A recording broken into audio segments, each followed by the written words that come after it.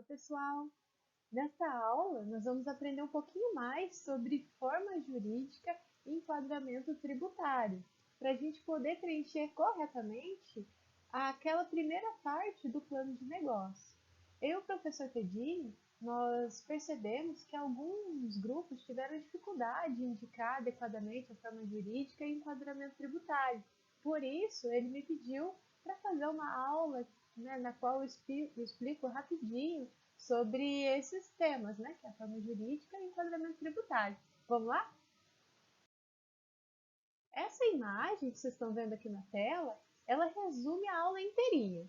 Então, ao final da aula, a gente vai ser capaz de identificar uma empresa pelo porte, se ela é uma MEI, se ela é uma ME, uma EPP, pelo tipo societário, se ela é uma empresa individual, se ela é uma EIRELI, sociedade limitada ou sociedade anônima, pelo enquadramento tributário, se é pelo Simples Nacional, pelo lucro presumido ou pelo lucro real. No decorrer da aula, eu vou explicar cada um desses itens, tá bom? Vamos começar com a definição de empresário. Quem é um empresário? É aquele que pratica uma atividade comercial, industrial ou de prestação de serviço que não dependa de profissional legalmente habilitado. Quando uma atividade depende de um profissional legalmente habilitado, aí se configura aquilo que a gente chama de profissional autônomo, tá? Os empresários, eles podem ser classificados em individuais e societários. Os empresários individuais são pessoas físicas que exercem sua atividade diretamente, em nome próprio ou através de uma empresa individual. Então, trata-se de uma única pessoa. Já os societários, eles são representados pelas sociedades empresárias, quase sempre formadas por mais de uma pessoa. No caso da sociedade limitada, obrigatoriamente com 2 ou mais sócios. Então, nas atividades do plano de negócio, eu percebo que grande parte dos grupos, não todos, eles optaram por só sociedade, né? Então, fica aí uma dica bem interessante. Vamos falar um pouquinho sobre o microempreendedor individual. São empreendimentos realizados por um único empresário, que não participar como sócio, administrador ou titular de outra empresa e que tem até um funcionário.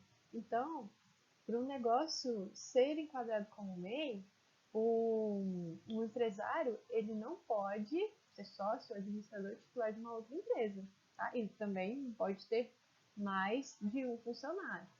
O MEI ele fatura até R$ 81.000 ao ano e é automaticamente enquadrado no regime tributário do Simples Nacional.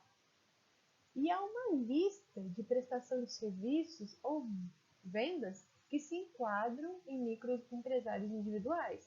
Então, neste link aqui, pessoal, vocês conseguem dar uma olhadinha em todas as atividades de venda ou prestação de serviços que se enquadram como microempreendedor individual. Quais são as vantagens do MEI? É uma forma bem simples de se formalizar e é também uma forma barata. E o, sim, o microempreendedor individual ele também é automaticamente enquadrado no regime tributário do Simples Nacional, que a gente vai explicar um pouquinho melhor mais à frente. Como desvantagem, o MEI não pode ter sócio, só pode contratar um empregado e possui um teto baixo de faturamento. E só são permitidos certos tipos de atividades econômicas. Não há no MEI qualquer separação entre o patrimônio da pessoa física e o patrimônio da pessoa jurídica. Então, fica mais difícil receber investimentos e todas as dívidas do MEI atingem o patrimônio da pessoa física. Depois do MEI, nós temos o empresário individual, que é uma pessoa física que exerce atividade empresária em nome próprio. Na prática, é uma modalidade pouco utilizada, porque os outros tipos societários eles são mais vantajosos. Geralmente, a figura do empresário individual surge quando o empreendedor estoura o teto do faturamento do MEI, mas ainda não conseguiu se transformar em EIRELI ou numa sociedade limitada. Então, o empresário individual ele serve como uma espécie de transição. As vantagens é que eles não precisam atender todas as condições específicas do MEI. E eles também podem optar pelo regime tributário do Simples Nacional. A desvantagem é que a estrutura do empresário individual não admite sócio. Então, logo no primeiro investimento e troca de participação, é necessário constituir uma sociedade limitada. Igual o MEI, também não há aquela separação entre o patrimônio da empresa e o patrimônio da pessoa física. E na mesma coisa, todas as dívidas da empresa atingem também o patrimônio da pessoa física e também tem aquela questão de que é um pouco mais difícil receber investimento. Falando um pouco da empresa individual de responsabilidade limitada, nós vamos perceber que ela é diferente do MEI e do empresário individual, porque é uma empresa separada da pessoa física que o constitui. A responsabilidade do empresário pelas dívidas da empresa fica limitada ao capital social da empresa individual de responsabilidade limitada, que precisa ser no mínimo 100 vezes o valor atual do salário mínimo. Então, para uma pessoa constituir uma EIRELI, ela tem que desembolsar, colocar no capital da empresa, depositar na conta da empresa 100 vezes o salário mínimo. A empresa ela vai responder pelas dívidas com o seu patrimônio próprio e não com os bens do empresário. As vantagens são justamente essas, né? A separação entre o patrimônio da empresa e o patrimônio da pessoa física. E isso garante sim maior proteção contra as dívidas. E também a Eireli pode optar pelo Simples Nacional. As desvantagens é que a Eireli não pode ter sócio também, né, por ser uma empresa individual, e o capital social mínimo da Eireli, que é os 100 vezes o salário mínimo, inviabiliza a abertura por muitos empreendedores. A sociedade limitada é o caso que mais vai aparecer nos trabalhos do plano de negócio. E ela só pode existir com dois ou mais sócios, que podem ser tanto pessoas físicas quanto pessoas jurídicas. A responsabilidade de cada sócio é limitada ao valor de suas cotas. E todos respondem solidariamente pela integralização do capital. Respondem solidariamente por constituir o valor da empresa, o valor que a empresa precisa para funcionar. As vantagens é que a sociedade limitada possui estrutura para receber os investimentos. E também há a separação entre o patrimônio da sociedade limitada e o patrimônio pessoal do sócio. Além disso, ela pode também ser optante pelo regime tributário do Simples Nacional e ela, diferente da Eireli, não possui aquele capital social mínimo. As desvantagens é que a sociedade limitada ela foi pensada para relações pessoais mais fortes e duradouras entre os sócios. E isso daí pode dificultar um pouquinho alguns investimentos mais sofisticados e a rotatividade de sócios e investidores que são interessantes para muitos negócios.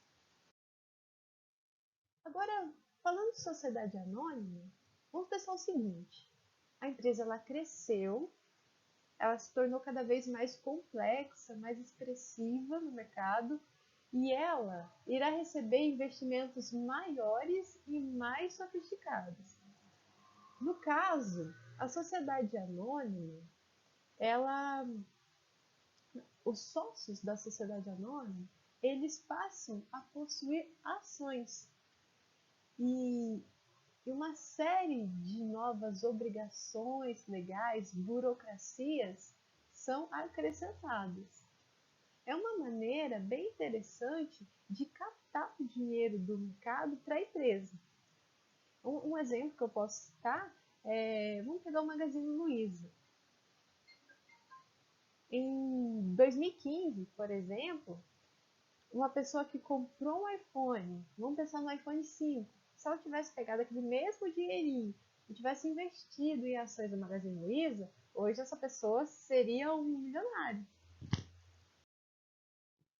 As vantagens é que a sociedade anônima ela possui uma estrutura para receber investimentos bastante sofisticados.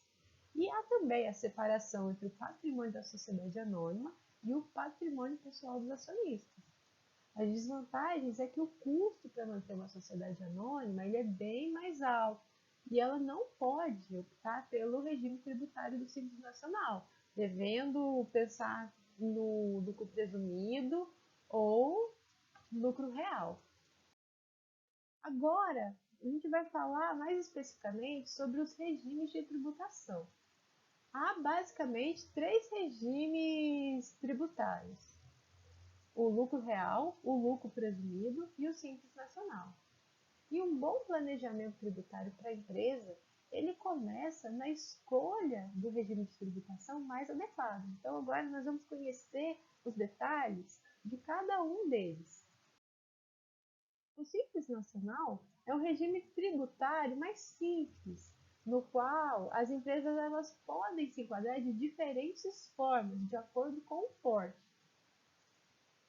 Uma empresa, geralmente um microempreendedor individual, que fatura até R$ 81 mil ao ano, ele está sujeito ao CIMEI, que é um sistema de recolhimento em valores fixos mensais dos tributos abrangidos pelo Simples Nacional. Empresas um pouquinho maiores, como uma microempresa, que é uma empresa que tem uma receita bruta igual ou inferior a R$ 360 mil ao ano, também pode ser optante pelo Simples Nacional.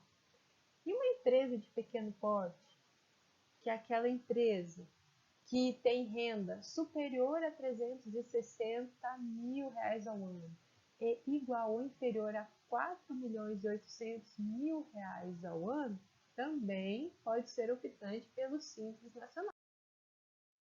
Mas como que o Simples ele se diferencia de acordo com o porte das empresas? O MEI ele deve se sujeitar necessariamente ao CIMEI. Já o empresário individual, a EIRELI e a sociedade limitada, elas podem se enquadrar no Simples Nacional como microempresa ou empresa de pequeno porte. É claro que, se for necessário, se for o caso, elas também podem optar pelo lucro presumido e ou pelo lucro real. E o que muda de um enquadramento de porte para o outro em relação ao Simples? No CIMEI, o empreendedor ele faz o recolhimento mensal mais baixo, independente da receita. Na microempresa e na empresa de pequeno porte, o que vai ser recolhido é um percentual sobre a receita da empresa, que varia para cada tipo de atividade. Cada tipo de atividade tem uma tabelinha específica que a gente encontra facilmente na internet. E esse desconto ele é proporcional ao aumento da receita global da empresa. Então, quanto maior a receita da empresa, maior o percentual. Nos três casos, o Simples ele permite o pagamento de praticamente todos os impostos, com uma alíquota fixa e um único boleto. E isso facilita demais a vida do empreendedor. E se a gente for comparar o Simples ao lucro presumido e ao lucro real, nós vamos ver que os percentuais eles são bem menores, o que gera uma economia bem interessante para os empresários. Vamos falar um pouquinho sobre o lucro presumido, para a gente entender o que é e como funciona. O regime tributário do lucro presumido, ele prevê o lucro das empresas através do valor da receita bruta. E como que isso acontece? A Receita Federal, ela define uma porcentagem em cima do faturamento e presume que tal valor vai ser o lucro. E para se enquadrar nesse regime, o empreendimento ele deve ter um rendimento de até 78 milhões de reais por ano. E a empresa também precisa estar dentro das categorias de atividades permitidas. E mais uma vez, o valor das alíquotas dos impostos, eles também variam de acordo com essas atividades. O lucro presumido é interessante demais para algumas empresas que faturam mais do que aquilo que foi presumido para elas. Já o lucro real é um regime tributário onde os tributos eles incidem diretamente sobre o valor da operação contábil do resultado, em cima daquilo que a empresa faturou mesmo, levando em conta os acréscimos e os decréscimos que são permitidos pela lei. Determinadas empresas devem obrigatoriamente seguir a regulamentação do lucro real. É o caso, por exemplo, de empresas do mercado financeiro, empresas que tiveram ganhos provenientes do exterior, ou qualquer outra que possui uma receita bruta mínima de 78 milhões. Pessoal, agora que eu expliquei cada um dos itens, fica mais clara essa imagem? Vamos fazer uma pequena revisão. Enquadramento de porte. Ficou claro o que é um microempreendedor individual? O que é uma microempresa? O que é uma empresa de pequeno porte? E quanto que é o teto de faturamento anual? E tipo societário, vocês compreenderam o que é um empresário individual? Qual é a diferença do empresário individual para o EIRELI? O que é uma sociedade limitada? E quais são as características de uma sociedade anônima? Em relação ao enquadramento tributário, vocês conseguiram compreender melhor por que o Simples Nacional ele é tão vantajoso? O que é o lucro presumido? E quais são as características do lucro real? Se não entendeu, pode voltar à aula, revisa essa imagem, tenho certeza, pesquisa um pouco na internet, eu tenho certeza que não vai ficar nenhuma dúvida. E aí, galera, tem mais essa imagem aqui que também reorganiza todo o conteúdo da aula. Dá um pause, observa bem, vê se faz sentido e depois comenta comigo o que vocês acharam. Revisitando o manual do Sebrae, quando ele pergunta qual a forma jurídica da empresa, fica fácil indicar com certeza qual que é o enquadramento jurídico? É um MEI, um empresário individual, uma empresa individual de responsabilidade limitada, uma sociedade limitada ou outra? Agora você já tem condições de apontar com firmeza qual é a forma jurídica da empresa. Em relação ao enquadramento tributário, a minha empresa vai ser optante pelo Simples? Sim ou não? Se não, o que é mais interessante, lucro real ou lucro presumido? Galera, foi um prazer estar com vocês durante essa aula. Aqui estão as fontes, né, links que eu utilizei para montar essa apresentação. Muito obrigada e até a próxima!